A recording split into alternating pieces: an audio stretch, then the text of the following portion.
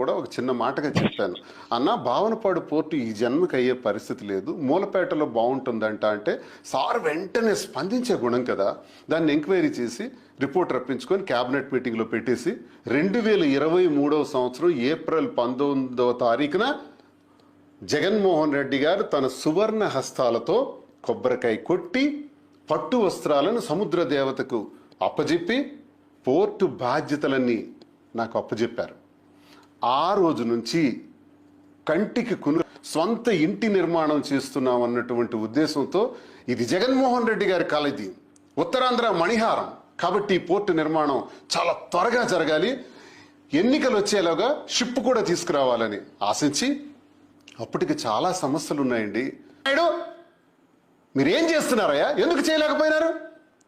19లో అధికారంలోకి వచ్చిన తర్వాత కరోనా వచ్చిన 3 సంవత్సరాల తర్వాత వెయిట్ చేసి ఆ సమస్య తీరిన తర్వాత వెంటనే జగన్మోహన్ రెడ్డి గారు శ్రీకారం చుట్టి జాతికి అంకితం చేశారు. ఉత్తరాంధ్ర మణిహారమైనటువంటి మూలపేట పోర్ట్, గ్రీన్ఫీల్డ్ పోర్ట్ని జాతికి అంకితం చేశారు. ఇది జగన్మోహన్ రెడ్డి గారి యొక్క ఆస్తి, జగన్మోహన్ రెడ్డి గారి యొక్క సత్తా.